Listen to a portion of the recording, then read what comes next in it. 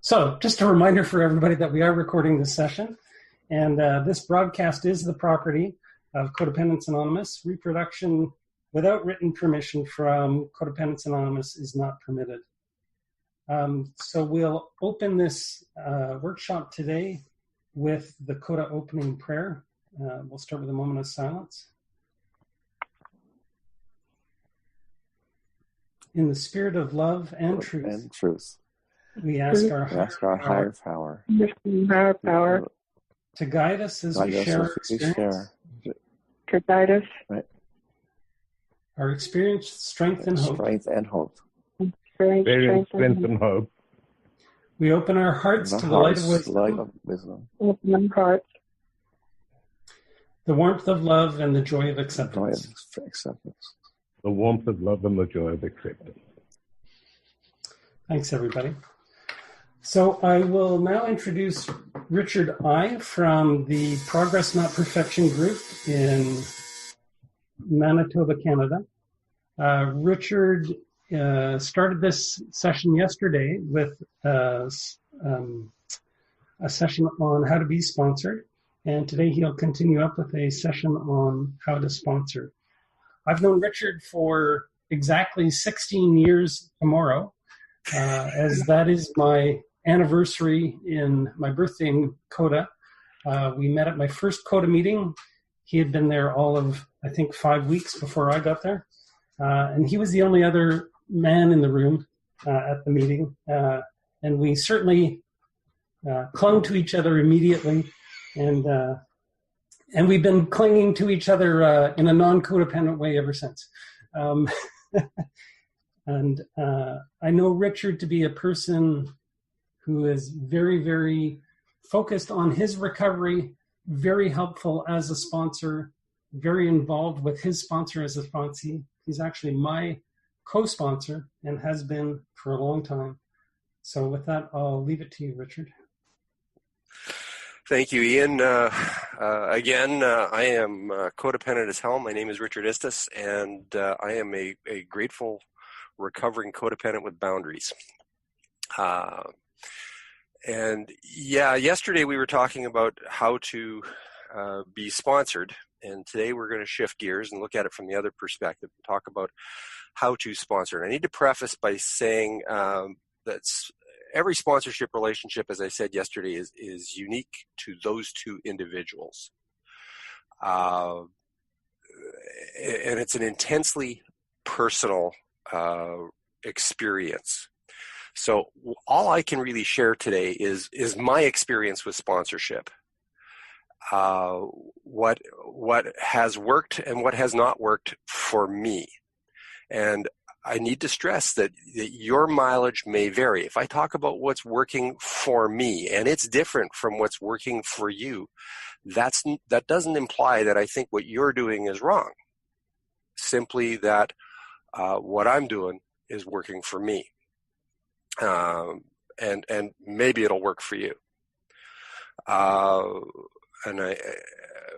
one of the things that happens here is that we learn to sponsor by watching our own sponsors. I mentioned yesterday that I am on my third sponsor, and the progression for me was that first sponsor, as I said yesterday, was really long on love and acceptance, and really not long on guidance or direction.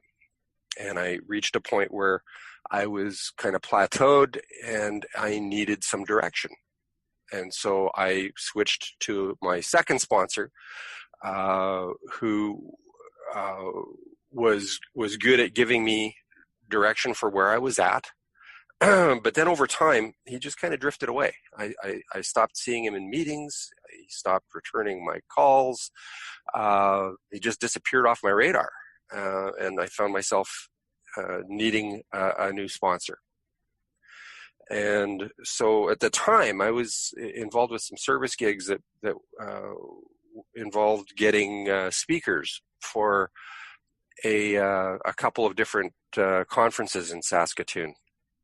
And the funny thing is that if you're involved in service at that kind of level, and you're interested in a new sponsor, these organizations have a budget to bring somebody in for you to interview as a potential sponsor, as long as they're willing to stand at a podium for an hour. So that's what I ended up doing, and Jack was actually the third guy that I chose as a speaker, simply because I saw them as a potential sponsor. And what happened with Jack was that he got off the plane and he did what he does. He immediately put this Bluetooth earpiece in his ear. And what happened was he started taking Sponsee calls from California. And he did that all weekend as I was hanging out with him and driving him around. And what it was for me was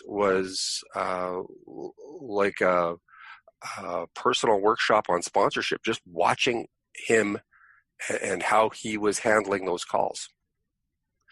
And at the time, I was really trying to learn to be a better sponsor myself. So I had no question that this was my guy. And so a great deal of how I sponsor has been influenced by my sponsor, and I think that's as it should be.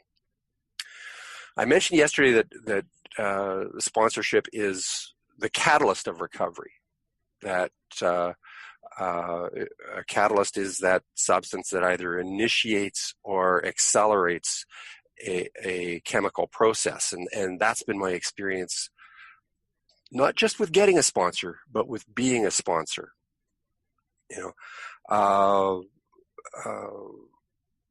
The idea that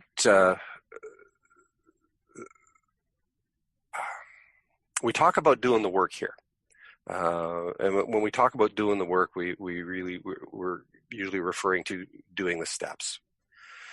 And the perspective that I have come to today is that the first 11 steps are not the work. The first 11 steps are the things that I need to do in order to qualify myself to do the work, which is the 12th step. Because that is the name of the game here. What is sponsorship? Really, it is the experience of two people sharing a journey. And our literature talks about really what it is a three-way partnership. It's a partnership between the sponsor, the sponsee, and a higher power. It's important to understand at this point what sponsorship isn't. As a sponsor, I am not somebody's therapist. I'm not licensed to do therapy, and I'm not gonna open up a legal can of worms by engaging in unlicensed therapy. I'm not somebody's counselor. I'm not even necessarily their friend. One of the questions that I'm often asked is, can you sponsor someone that you don't like? And I'm here to say, well, apparently yes. My job is not to like them. My job is to love them enough to share the journey with them and to be honest with them. But I sponsor a number of guys that I don't really care for. Like I say, not material. Bottom line is that what we do in sponsorship is we serve as an example. Albert Schweitzer's credited with saying that example is not the main thing in influencing others, it's the only thing. I try to be an example of someone who has found recovery from a spiritual illness. And if the guy that's in front of me wants that same thing, then the things that worked for me might work for him. I mentioned yesterday that the main job of a sponsor is to take a sponsee through the 12 steps. To say, this is what I did. Can I suggest that you try that? But that's not the only thing that a sponsor does. I mean, another important job of a sponsor in my mind is that we deal with living problems in this fellowship. And those come up at an alarming rate sometimes. And my job as a sponsor, when a sponsee phones me because they've got a problem today, is to share my experience, strength, and hope on a similar problem. What I have done in the past to apply the steps, the traditions, the tools of the program to a similar problem and how that turned out. We call that experience, strength, and hope. And that really is all that I have to offer as a sponsor. Now, one of the things that I hear a lot is from people who have been around for a little while is that they're afraid to sponsor, that it scares the crap out of them. And why is that? Well, there's a couple of things that come up from our sponsorship What's in It for Me booklet. Many of us in Codependents Anonymous are unsure about our own ability to form healthy relationships.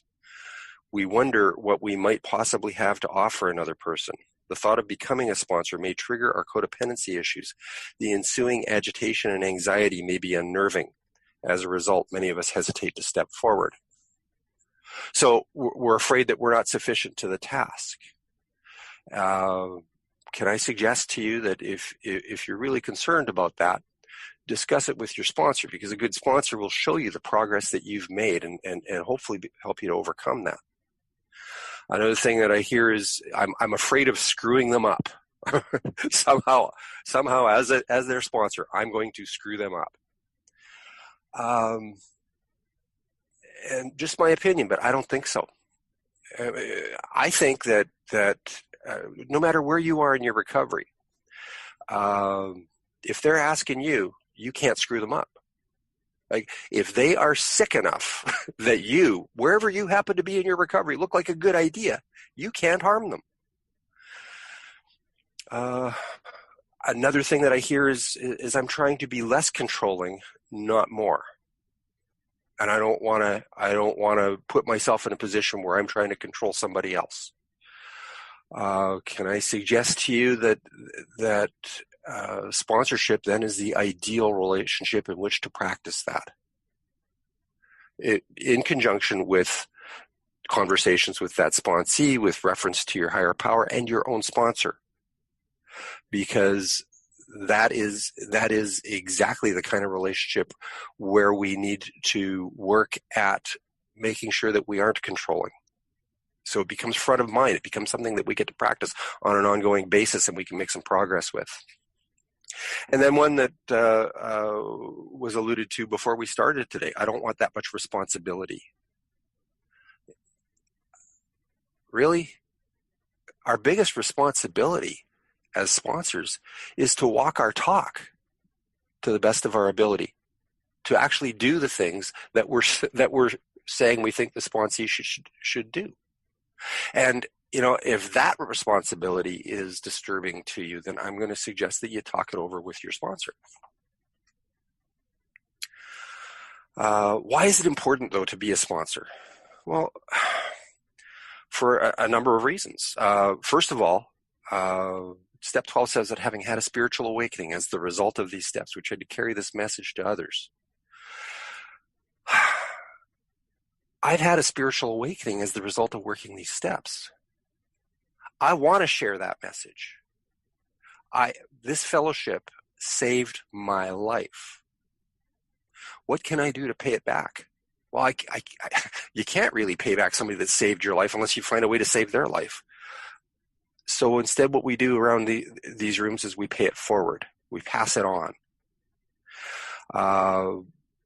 Just as importantly, I could work the steps over and over and over and over again. And after a while, it becomes very stale because I'm having the same experience over and over and over and over again. But if I'm sponsoring newcomers, I am always active in the steps as I walk through them with those sponsees, and it's a new experience every time. Another thing that happens is that I gain a deeper understanding of the steps, of the traditions, of the tools of the program, because as we all know, if you really want to understand something, teach it to someone else. Another reason that it's important for us to sponsor is our fifth tradition that talks about each group has but one primary purpose: to carry its message to other codependents who still suffer. I would submit to you that almost everything that we do, we could do in a coffee shop or across a kitchen table. Everything that happens in our rooms could happen there. We can talk about the steps. We can do step work. We can consult with our sponsor. All of that stuff. The one thing that the regular weekly meeting serves to do is it gives the newcomer somewhere to find us, because we announce, every Monday night at 7:00 we're going to be in this church basement. Come and get us. That's the point of those meetings, is to give the newcomer somewhere to find CoDA and to find a potential sponsor. Once that connection is made, that particular relationship doesn't actually need the meetings. Now, meetings are useful for all sorts of other things, but that's the critical need. Another really important aspect of being a sponsor is growth. I said before that the first 11 steps are what equipped me to do the 12th step. And in those first 11 steps, I grew immensely. I grew a lot. Think of it as I went from infant to teenager. But in the 12th step, so much more growth is available to me that the sky is the limit.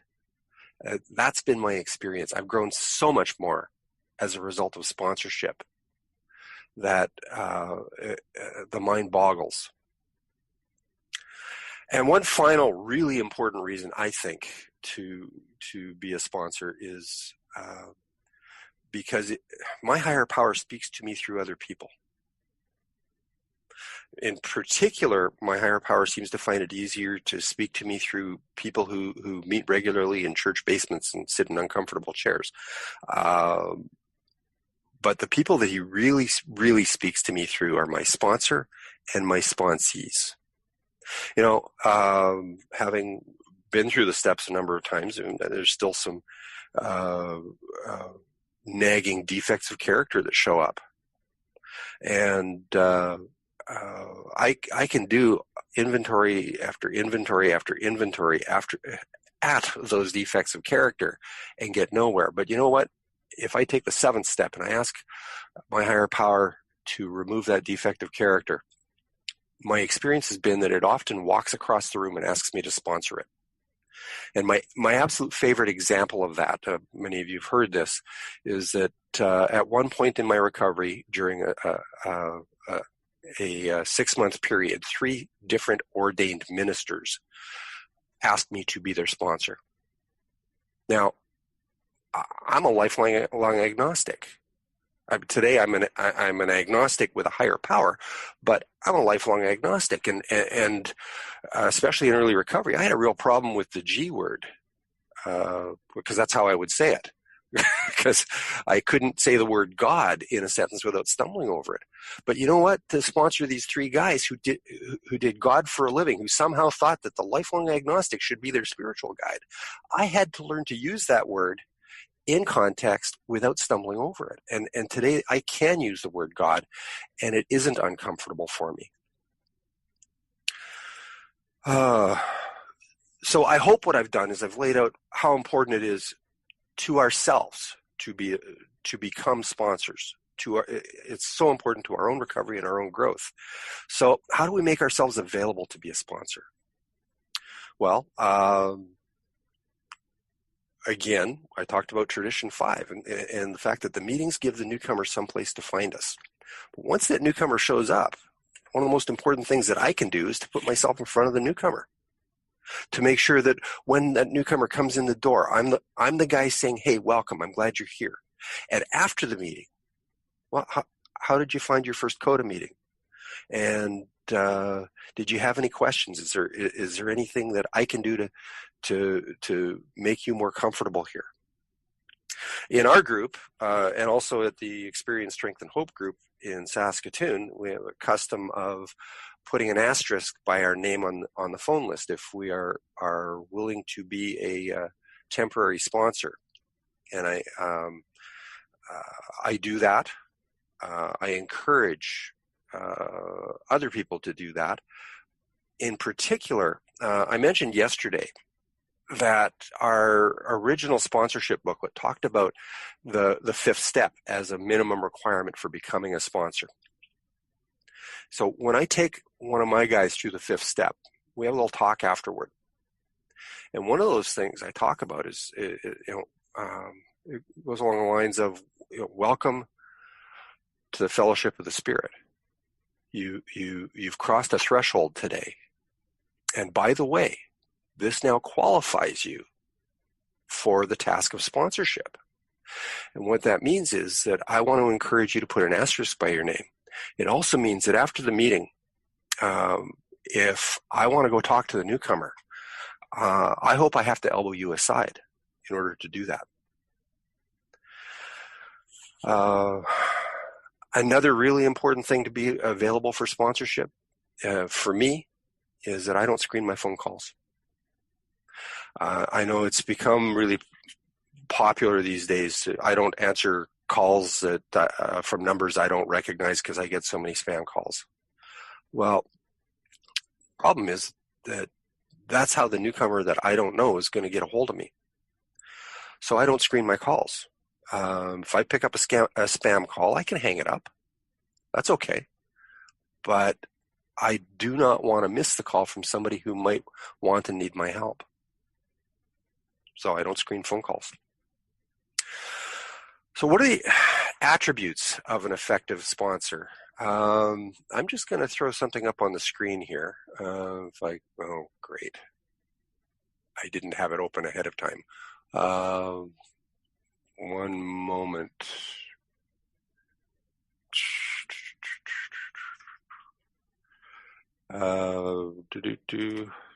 Sorry, I didn't think this piece through.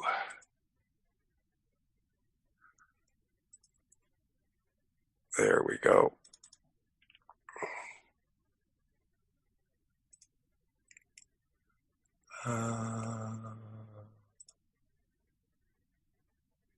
Okay. We went through the list yesterday in the sponsorship, What's in it for me, talking about the qualities of a sponsor. So this is a different list, and this I can't even remember where I got this, but I kind of think it came from Northern California, which means that Jim Y was probably involved in it somehow. And what it talks about is really 12 commitments from a sponsor to a sponsee. One, I will not help you to stay and wallow in limbo. And that speaks again to that idea of loving somebody enough to be honest with them, even if it's uncomfortable for them to hear. 2, I will help you to grow, to become more productive by your definition. 3, I will help you to become more autonomous, more loving of yourself, more excited, less sensitive, more free to become the authority for your own living. 4, I cannot give you dreams or fix you up simply because I cannot. And that again speaks back to that idea of the responsibility of the sponsor. They're responsible for their recovery, not us. And that thread runs all the way through these. I cannot give you growth or grow for you. You must grow for yourself by facing reality, grim as it may be at times. I cannot take away your loneliness or your pain. Sometimes the most important thing that I can do is just listen. And I have a couple of sponsees right now who are periodically just need somewhere safe to vent. And that's okay. I tell them I'm the safe guy to yell at. 7, I cannot sense your world for you, evaluate your goals for you, tell you what is best for your world because you have your own world in which you must live. 8, I cannot convince you of the necessity to make the vital decision of choosing the frightening uncertainty of growing over the safe misery of remaining static. I love that. My sponsor tells me that I will never ever change a damn thing unless and until the discomfort of staying the same, of the status quo, outweighs the fear of the uncertainty of change. 9, I want to be with you and know you as a rich and growing friend, yet I cannot get close to you when you choose not to grow. I'll speak to that a little bit later. 10, when I begin to care for you out of pity or when I begin to lose faith in you, then I am inhibiting both for you and for me. 11, you must know and understand my help is conditional. I will be with you and hang in there with you so long as I continue to get even the slightest hint that you are still trying to grow. And 12, if you can accept this, then perhaps we can help each other to become what God meant us to be, mature adults, leaving childishness forever to the little children of the world. Okay, this is available for download. URL similar to the one I gave out yesterday. So it's tiny.cc/CoDA sponsor 3. So again, that's tiny.cc/CoDA sponsor 3. Now I have lost my screen here. Oh, there we go. No, that's not it.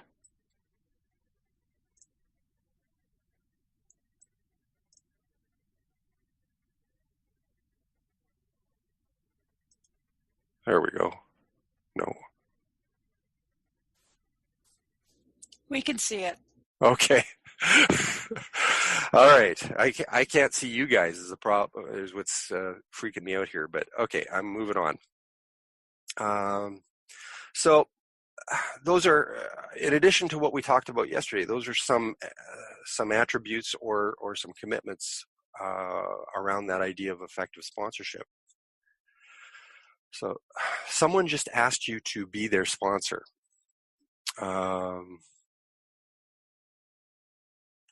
What do you do? Can I submit to you the first thing you want to do is pray? I don't know about anybody else, but I took the third step. And in the third step, I made a deal. I made this decision to try to do the things in my life and my recovery that I think a loving higher power would have me do. So before I make any kind of major decision, I want to pray. With that said, I think that for me, there really is only one appropriate answer to that question, and that is, I'd be honored. Because again, my higher power is who is sending people across the room to ask me for help. So when he takes that step, do I want to be turning his messengers away? So a sub-question of that is, do we have a set of requests or requirements of the people that we sponsor? And I would, well, hold on here. I think I've got,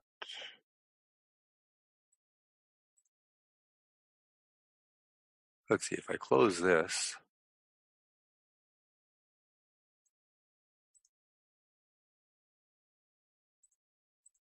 Okay.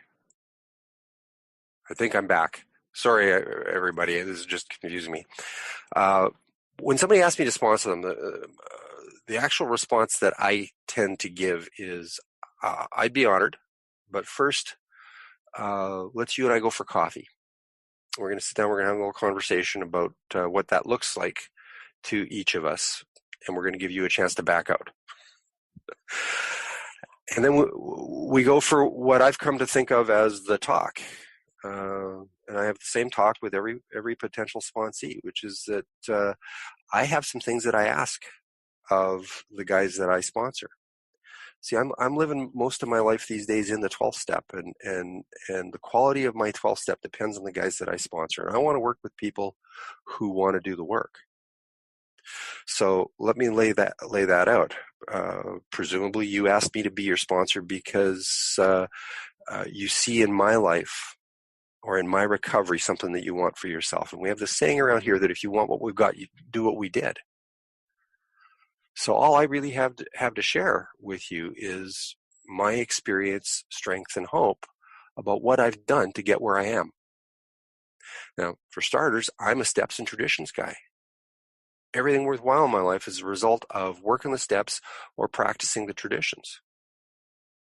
So that's my focus every time. And if that's not something that is interesting to you, then I'm probably not the right guy. And I'm more than happy to look around the room and see if we can find somebody more suitable to help you. But that's what I have to offer. Something that I ask of the guys that I sponsor is something that I refer to as gentle, persistent effort. Okay, gentle means that, I'm in my recovery. I'm not trying to sprain something. I'm not trying to burn myself out. And I'm not trying to beat up on myself. So I need to learn to be gentle with myself. But at the same time, I can't be so gentle that I stop. I need to be persistent. And what persistent means is that I continually put one foot in front of the other. And what that means for me is I made a commitment to myself early in recovery that every day I would do at least one significant thing in support of my own recovery. Sometimes that's going to a meeting, sometimes that is doing some writing, sometimes it's calling my sponsor or calling a sponsee, or sometimes it's doing something like this. But I have this commitment to myself to do something every day. Effort. What that means is that I'm willing to get off the couch and actually put some effort in. Sitting there and thinking about a step doesn't take a lot of effort. Picking up the phone and dialing, that takes some effort. Getting out of the house and going to a meeting takes some effort. So gentle, persistent effort. I also talk about what I look for behavior in a meeting. And by that, we talked a little bit about how the focus of the meetings is not my problems. I don't take my problems to a meeting unless I also take my solutions. And that means that a share that goes, I have this problem and I don't know what to do about it and I'm screwed, is not something that I hope you will ever hear from me. Instead, what you will hear is, I have this problem and I took it to my sponsor and we agreed that I would do this and this is how it turned out. Or I currently have this problem and I've talked to my sponsor and we're going to give this a try and this is how I hope it turns out. Those are, in my mind, legitimate shares that are helpful to the newcomer because, again, it comes back to that fifth tradition that says that the newcomer is the most important person in the room. That the reason we have the meetings is for the benefit of the newcomer. And so I encourage the guys that I sponsor to think about their shares from the context of, will this be useful to the newcomer? And where that really came from for me was that in early recovery, I found a lot of meetings were just depressing. They were just a dumping ground for everybody's problems. And I would walk out of those meetings sometimes feeling worse than I did walking in or feeling like I needed a meeting. And the idea was broached to me of, Ritchard, are you going to the meetings to get recovery or are you going to the meetings to bring recovery? Because you got to remember the point of the meetings is to share recovery with the newcomer. So try taking some recovery to the meetings. When I started doing that, the meetings got a whole lot better for me. I started enjoying them more. And not only that, but other people started doing the same thing. And I really started enjoying them more. So, next question would be, if and when it's appropriate to say no. We talked a little bit yesterday about men sponsor men, women sponsor women, but ultimately people sponsor people. But you know what? I'm not somebody who can sponsor women. And I talked a little about that yesterday. So it's appropriate for me to say I would love to, but I can't. Can I suggest one of these women? Often, if they're coming to me because they find my particular take on recovery to be attractive to them, I'll just refer them to my wife, because there they can find a very similar approach to recovery in a female package. At one time, I was asked by a woman who, and this is just one of those weird things that happens in our rooms. She was the drug-addicted former prostitute that my ex-wife had an affair with the week after I left the house. I don't know why the heck she thought I looked like a good idea, but clearly there was just too much baggage in that relationship for me to say yes in good conscience. So I had to say no. Yeah, Ian was there for that. I think he remembers watching me be freaked out by that one. Other times that it might be inappropriate is if I find that person to be inappropriately attractive. I said yesterday that men sponsor men, women sponsor women, but ultimately people sponsor people. I mean, if you are looking at sponsoring somebody of the opposite sex, and my sponsor sponsors women, but if he found somebody to be inordinately attractive, I think he'd have to back off. Because again, we can't allow those kinds of complications into the sponsorship relationship. It just screws things up. One of the things that's part of the talk for me is I'm going to make all sorts of suggestions, and you are free to ignore every single suggestion that I ever make.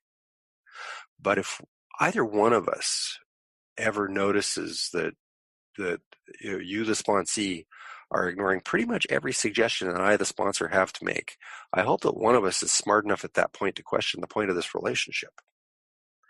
And so if you've got somebody who is not willing to listen, then that might be an appropriate time to say no. Bottom line, though, is if I've laid out the things that I ask a sponsee to do, and they seem comfortable with that, then I've got no reason to say no. So let's put you in a position where you've just got a new sponsee. What's next? What do you do next? Well, I like personally to get going on the steps right away. And one of the questions that I get asked an awful lot is how you take a sponsee through the steps. Well, again, what have we got to share? It's our own experience, our own strength, and our own hope. What have you done? That's what you're expected to share with a sponsee. In my own case, in particular, the first three steps are pretty simple, and I see a lot of people do all sorts of very elaborate paperwork around those first three steps. But the first three steps really come down to some simple principles. Step one, to paraphrase, I have a problem so big it's beyond my power to solve. The point of step one is to come face to face with our own powerlessness and the unmanageability of our lives. And so I will invest a bunch of energy into helping the sponsee to understand their powerlessness. with respect to whatever it is that their unmanageability revolves around. I can share about how that looks to me, but ultimately, the point of step one is that me running my life got me a nervous breakdown in 12-step meetings. It wasn't working. The essence of step two is that there is a power that can solve my problem. There is a solution. And as long as we can get the sponsee to admit that there might be a solution out there, that's a sufficient step two. And what happens here is that step one creates the need for step two. I mean, the message underlying step one is that if step one is true, then step two had better be true, or I'm screwed. Our job, I think, as sponsors in step one is to rub that sponsee's nose in their own powerlessness. Gently, but rub their nose in their own powerlessness to the point where they are desperate for step two. Because after that, you're home free. Step one creates the need for step two. They jump for that solution at that point. And then step three just says, I'll give this thing a try.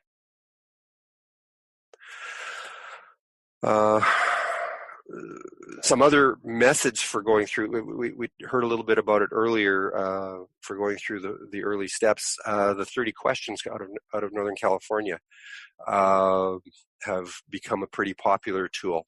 And they're essentially a guided workbook approach. Or the first 14 days from Australia. I'm getting notes from Ian saying that it is time for us to wrap up a little bit. And fortunately, we are just about done.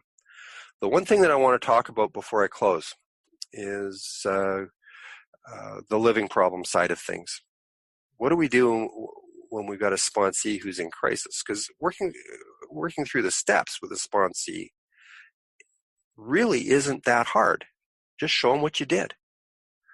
But then you hit that situation of they phone me in a crisis. And when we originally developed this workshop in Saskatoon, we had a little game show and actually did some role playing around this stuff called Who Wants to Be a Sponsor? And we had these little scenarios and it was a lot of fun.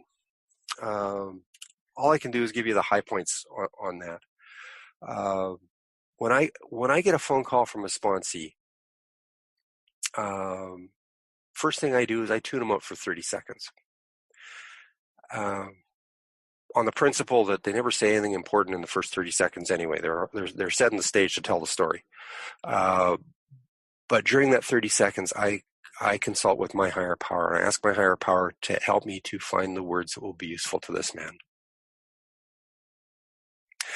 And then I listen. And I try to get an understanding of what's going on, and most of all, what's he afraid of?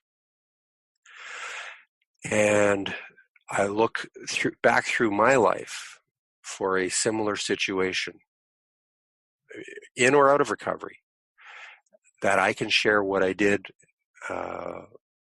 about it and how it turned out. And if I have no experience, strength, and hope around a particular issue, and it happens sometimes, then I look around my friends and try to figure out somebody that has some experience, strength, and hope on that issue, and I refer them. And as a sponsor, I refer lots of people. I send lots of guys to call Ian because I've not gone through a divorce in recovery. And if I have a guy that I think needs some help in walking through a divorce with integrity and dignity, then Ian's my guy. I send these guys to him.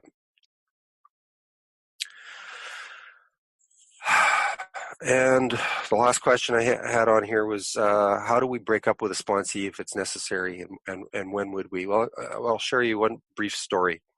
Is that a conversation that I had with a guy a few years ago, and that was that I got a phone call from him. He was in crisis, and I said to him, I've noticed a pattern. You call me because you're in a crisis because of something that she said or something that she did, and we talk about your problem, and I make some suggestions, and you say those are very good suggestions, and you go away to implement those suggestions, and then you have a better idea. And I don't hear from you. And then a little while later, I hear from you, and you're in crisis, and because of something she said or something that she did, and it's a new her, and we talk about your problem, and I make some suggestions, and you go away to implement those suggestions, and then you have a better idea. And a while later, I hear from you because you're in crisis, and so on and so on and so on. And this has happened several times, and it's starting to look like I'm not helping you. So can I suggest that we look around and find you somebody who can help you better? And that's, I think, just about the only time that I've ever fired a sponsee was in that manner. So in closing, I want to share with you something that really speaks to me about why I sponsor. I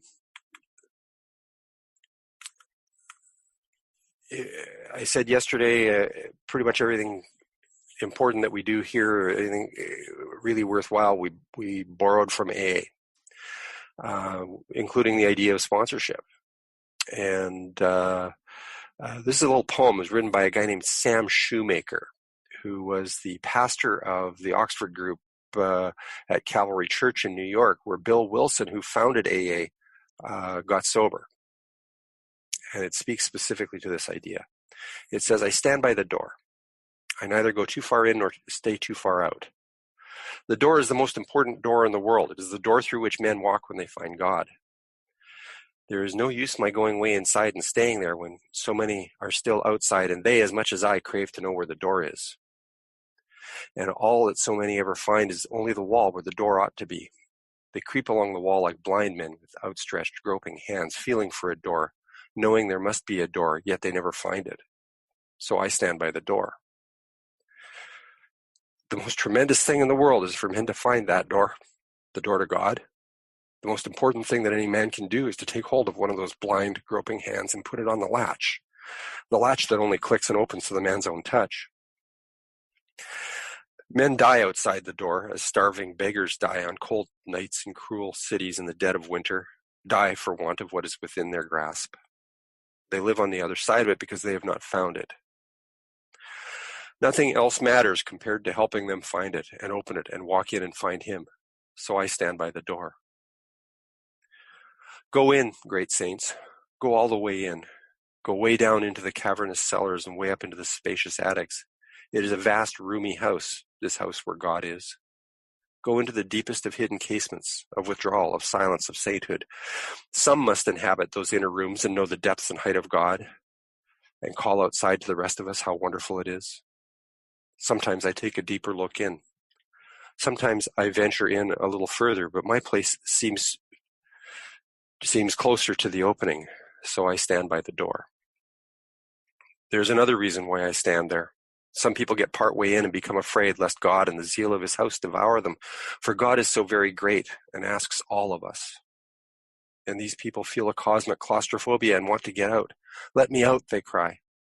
And the people way inside only terrify them more. Somebody must be by the door to tell them that they are spoiled for the old life. They have seen too much. One taste of God and nothing but God will do anymore. Somebody must be watching for the frightened who seek to sneak out just where they came in to tell them how much better it is inside. The people too far in do not see how near these are to leaving, preoccupied with the wonder of it all. Somebody must watch for those who have entered the door but would like to run away. So for them too, I stand by the door. I admire the people who go all the way in, but I wish they would not forget how it was before they got in. Then they would be able to help the people who have not yet even found the door, or the people who want to run away again from God. You can go in too deeply and stay in too long and forget the people outside the door. As for me, I shall take my old accustomed place, near enough to God to hear Him and know He is there, but not so far from men as to not hear them and remember they are there too. Where? Outside the door. Thousands of them, millions of them. But more important for me, one of them, two of them, 10 of them, whose hands I'm intended to put on the latch. So I shall stand by the door and wait for those who seek it. I had rather be a doorkeeper, so I stand by the door. Thank you all for letting me share. And once again, I have never gotten through that poem without crying. Thank you very much, Richard. We're going to take a few minutes now for questions. The process for asking a question here is to raise your hand through the interface that's provided by Zoom. If you're a telephone participant only, then you can unmute your phones by pressing *6. We'll take a couple minutes for questions, then we'll end the recorded portion of this session, and we can all stay online afterwards to talk back and forth about the subject further. Does anybody have any questions? This is Sally from California. Hi, Sally. Hi, could you repeat that download again, that tiny CC? I want to make sure I wrote it down right. Okay, it's tiny.cc/CoDA sponsor 3. And if you're interested in I Stand by the Door, it's CoDA sponsor 5. Okay. Is that a website? I mean, I just put that in, or do I have the HTTP in front of it? You don't need the HTTP in front of it. What it is it's a link to my personal Dropbox that I ran through a URL shortener. Okay, so tiny T as in Tom, tiny.cc / CoDA sponsor 3. That's correct. Richard, is that the number 3? Yes. Yeah. Oh, okay, and I just put that in my browser and it should pop up? Yep. Okay. And if you're looking for, if you like the poem, then that's CoDA sponsor 5.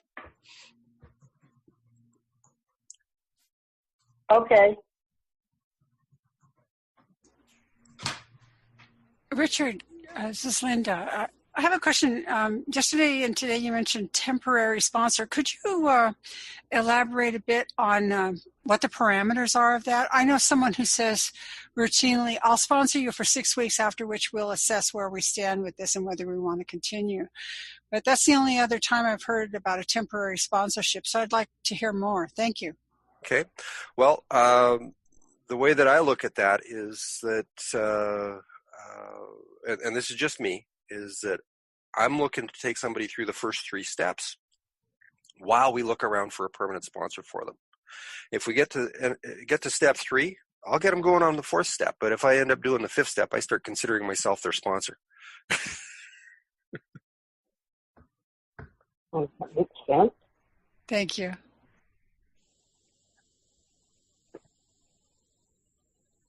Any other questions? Richard, do you want to talk a little bit about co-sponsorship, please? Well, I did talk about that a little bit yesterday, and I said some nice things about you. Again, for if anybody missed that, Ian is the guy that I was talking about yesterday. That he and I have been co-sponsors with each other for just about 15 years now, and that relationship is built on that idea that we're not both sick on the same day. And what happens in that dynamic most frequently for us is that I'll phone Ian with a problem that's eating my brain, and he will talk me down off the ledge, usually by quoting something that I said to him 2 weeks before. Oh, hi. And then a few weeks later, Ian will phone me with a problem, and I will do the same for him. And that actually speaks to a really important aspect of sponsorship in general. I'll call my sponsor in a crisis where I'm I can't decide between homicide and suicide, and I'm making one phone call, and he's it. And I will know what he's going to say to me. I know exactly what he's going to say to me when I describe the problem, because it's exactly what I would say to one of my sponsees. But somehow it's not real to me until I hear his voice say it. And there's just something special about that moment that the problem disperses. And for me anyway, and I described that dynamic to my sponsor one day. And he said, Ritchard, at moments like that, it is my honor to be the voice that you can hear.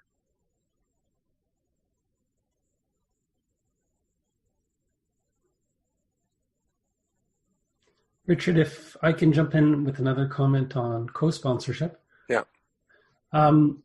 It has been the situation in my case, sometimes when somebody asks me to sponsor them, especially if it's a remote sponsorship and I don't know the person very well, that after we get to know each other better, I suggest to them, if it's appropriate, if it seems appropriate to me, that I shouldn't be their sponsor, that we should be co-sponsors, simply because they have a lot of experience, strength, and hope too, that I really think I can benefit from.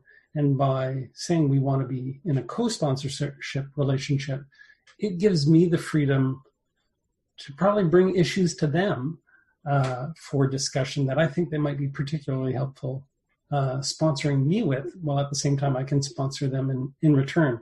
And that adds just a slightly different dynamic when somebody comes and asks me to sponsor them and I find out they have a lot of experience, strength, and hope and are well along in their recovery.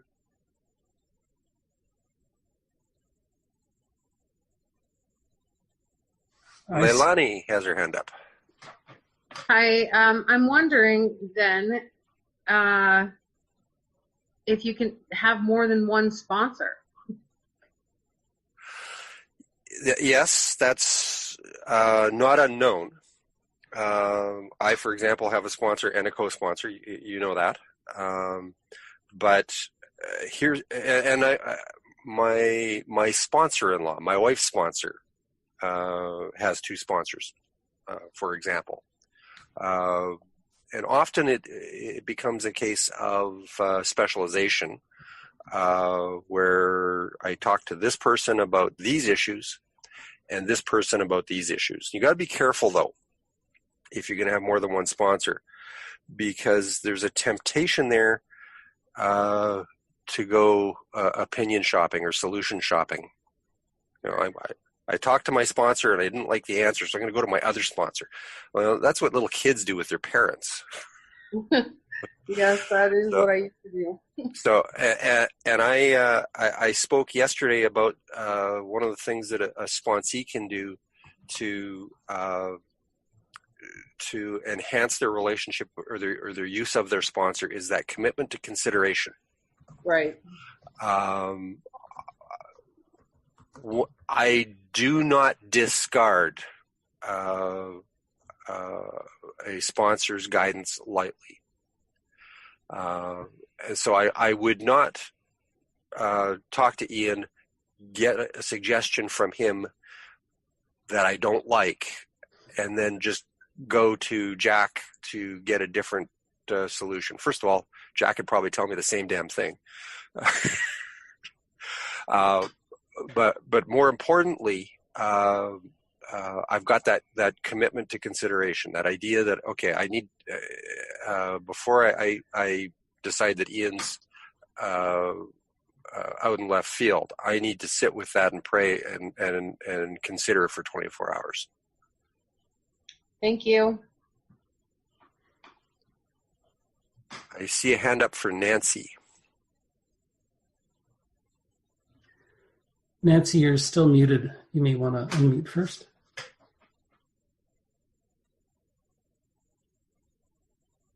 I think I finally got it. I might have gotten it. It keeps clicking. Can you hear me now? Yep. Okay, cool. Hey, Nancy. I was able to come in for the last half hour, and I'm really thankful that I did, Ritchard. I got the opportunity to hear you talking about, when God sends someone to you and they ask you, whether you would be willing to be their sponsor, and you say, I'd be honored, but let's go to coffee. Yep. I know for myself, because of my codependency, I have a tendency to take on more than I need to. And so like that would really kind of open my ears, because you said God's only sending you people, that you need to help, or that perhaps when you get out to talk to them over coffee, you'll find out, and they'll find out that, there's someone else that might be better equipped to help them. So I just want to ask you, did you ever get into a place where you found that you had too many commitments with your sponsor?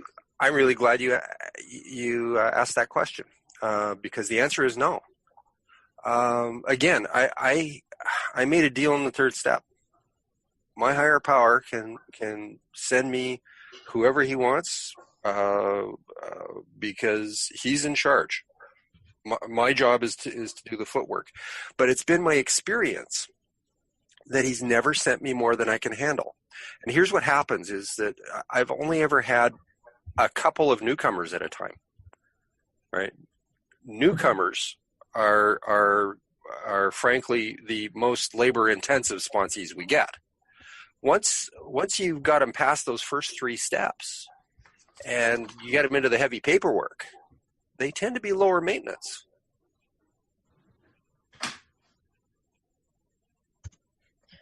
Okay.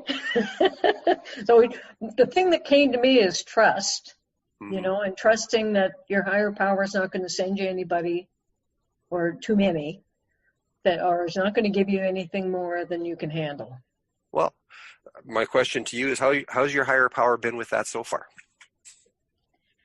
Pretty good, but then again, I've had people ask me and I've said no. Okay. And periodically there are legitimate reasons to say no, but I don't know. I take the approach of taking my judgment off the table, because the minute we leave the decision up to me, then we're going to give my illness an opportunity to play again.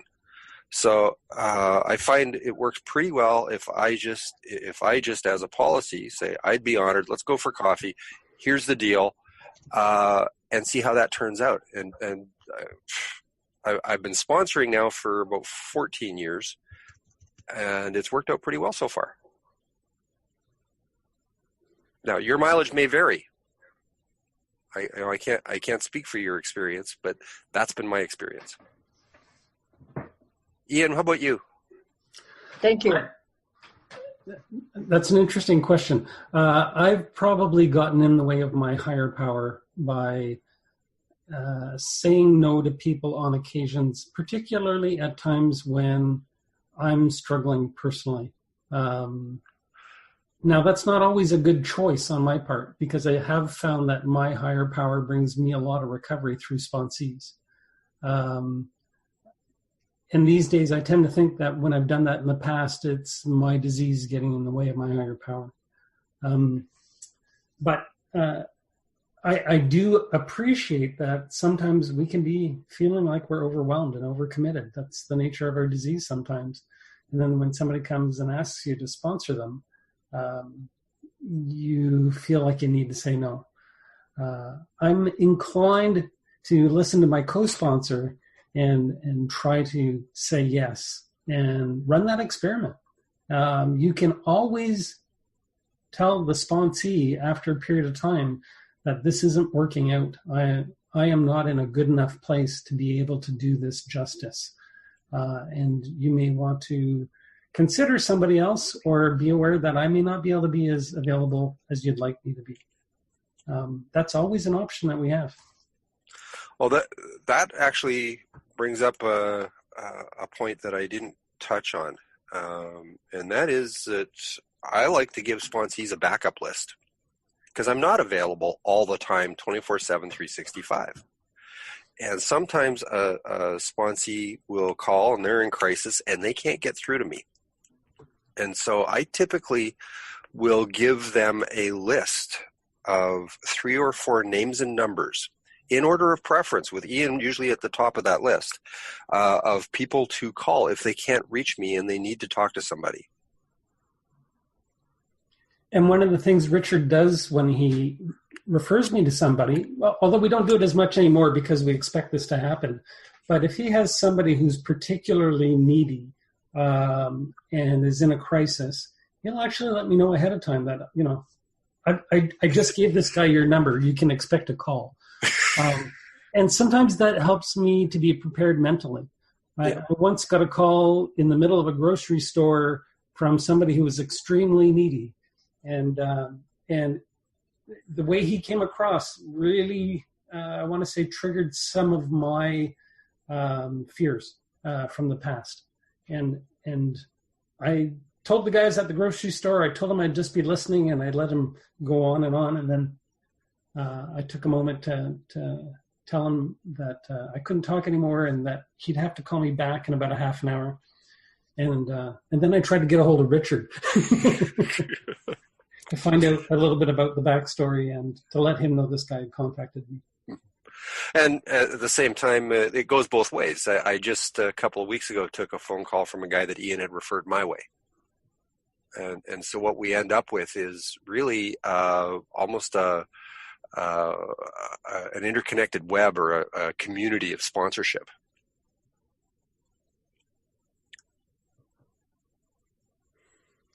So at this point, I'm going to ask the host, Linda, are we at a point where you'd like to close this off from a recording point of view, and then we can keep chatting informally for a bit afterwards? Let's do that. I'll wait for you to do the final prayer. Okay, sounds good. So there will be another forum in this series. It returns to its regular time slot the last Saturday of the month, so that'll be July 27th coming up. It will be a presentation by Kathy L. and Lou L. on reaching suffering codependents or captive audiences, and I hope everybody can join us there. So we are about to close the recorded portion of this meeting, so we're going to take a moment and we're going to recite the CoDA closing prayer. We thank our higher power for all that we have received from this meeting. As we close, may we take with us the wisdom, love, acceptance, and hope of recovery.